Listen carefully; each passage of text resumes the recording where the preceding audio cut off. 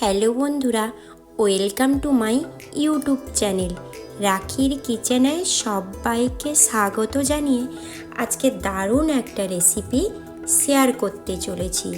তো আজকে রেসিপি টক ঝাল মিষ্টি আমলকির আচার। তো এই রেসিপিটা এই রেসিপির পুরো ভিডিওটা দেখার জন্য আপনাদের কাছে অনুরোধ রইল। তো চলুন বন্ধুরা, পুরো ভিডিওটা দেখতে থাকুন। আমি এখানে 1 কেজি মতো আমলকি নিয়েছি আর এটাকে একটু ভাপিয়ে নেব। বেশ এটা ভাপাবো না, প্রায় 10 মিনিট আমি এটাকে ভাপিয়ে নেব। তো এখানে একটা স্টিমারে জল নিয়ে নিয়েছি পরিমাণ মতো, তারপরে এটাকে ভাপিয়ে নেব। তো দেখুন কিভাবে এটা ভাপাতে হয়। অবশ্যই আমলকিকে আপনারা কিভাবে ভাপাবেন সেটা বুঝতে পাচ্ছেন। তো এরকম জিনিস যদি না থাকে তো এটাকে একটা হাঁড়ির মধ্যে কিছু জায়গার উপরে বসিয়েও এটা ভাপানো যায়। তো দেখুন বন্ধুরা, আমলকিটা আমার খুব সুন্দরভাবে ভাপানো হয়ে গেছে। তো এটাকে কিন্তু বেশি ভাপাবো না, তো বেশি ভাপালে ঘেঁটে যেতে পারে। তো এটাকে ঠান্ডা হওয়া অবধি অপেক্ষা করব। ঠান্ডা হয়ে গেলে দেখুন একে একে এইভাবে আমলকিগুলো কিন্তু ছেড়ে যাবে আর আমলকির গা থেকে বিচিগুলো আলাদা করে দিতে হবে। তো দেখুন বন্ধুরা, এইভাবে কিন্তু খুলে যাবে, বিচিগুলো সুন্দরভাবে বেরিয়ে যাবে। ব্যাস, আমলকিটা এইভাবে আমি সুন্দরভাবে কেটে নিয়েছি। আর এটা কাটতেও হবে না, হাত দিয়ে এমনিতে ছেড়ে যাবে। এরপরে গোটা মশলা নিয়ে নেব। বড় চামচের 1 চামচ মৌরি, 1 চামচ গোটা জিরে আর কয়েকটা এলাচ, আর নিয়ে নেব ছোট চামচের 2 চামচ গোলমরিচ, আর ছোট চামচের 2 চামচ মেথি, আর 2টো তেজপাতা নিয়ে নেব, আর কয়েকটা শুকনো লঙ্কা। শুকনো লঙ্কা ঝালটা যে যার স্বাদ অনুযায়ী দেবেন। বেশি ঝাল দিলে বাচ্চাগুলো খেতে পারে না, তাই তো। কয়েকটা দিয়ে দেব স্টার, আর দিয়ে দেব কিছুটা দারুচিনি, ছোট চামচের 1 চামচ কালো জিরে নিয়ে নেব।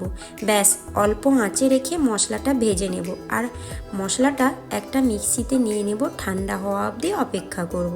আর ঠান্ডা হয়ে গেলে ওটাকে গুঁড়ো করে নেব।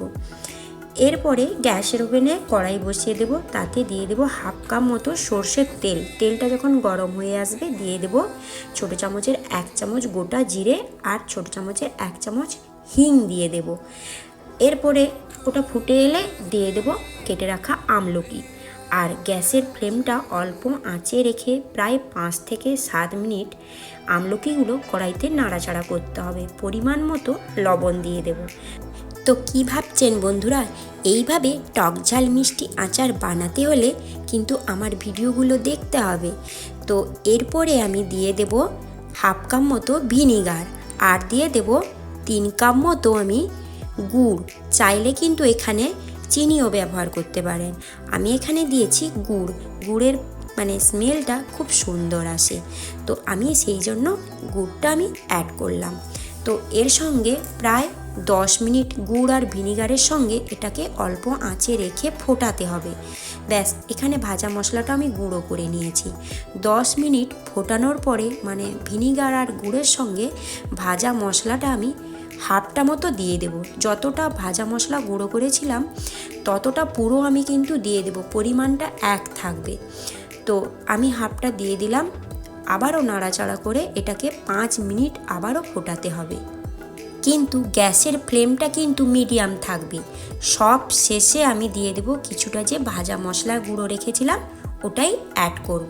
তারপরে এইভাবে নাড়াচাড়া করার পরে গ্যাসের ফ্লেমটা অফ করে দেব। তো দেখুন বন্ধুরা, আচারটা কতটা সুন্দর লাগছে, তাই না? হ্যাঁ, এইভাবে নিত্য নতুন রেসিপি দেখতে হলে প্লিজ বন্ধুরা আমার চ্যানেলটিকে সাবস্ক্রাইব করে দিবেন, আর অনেক অনেক শেয়ার করে দিবেন, আর ছোট্ট একটা কিন্তু লাইক করে যেতে ভুলে যাবে না। আর অবশ্যই রেসিপিটা বানিয়ে আমাকে কমেন্টে জানাবে, তাই তো, কেমন হয়েছিল। হ্যাঁ বন্ধুরা, অবশ্যই আচারটা কিন্তু খুবই সুন্দর, একটা ইউনিক স্টাইলে আচার আমি আপনাদের শেয়ার করলাম। তো আচারটা ঠান্ডা হওয়া অবধি কিন্তু অপেক্ষা করতে হবে। আর ঠান্ডা হয়ে গেলে এরকম জারের মধ্যে এটাকে রেখে দিতে হবে। তো বন্ধুরা, একটা কথা বলে রাখি, এই আচারটা যদি বেশ অনেক দিন যাবত রাখতে ইচ্ছে হয়, মাঝখানে এটাকে মাঝে মাঝে রোদে দিয়ে রাখতে হবে, তাহলে এটা 6 মাস অবধি এটা খুবই সুন্দরভাবে থেকে যাবে। আজকের মতো এই পর্যন্ত।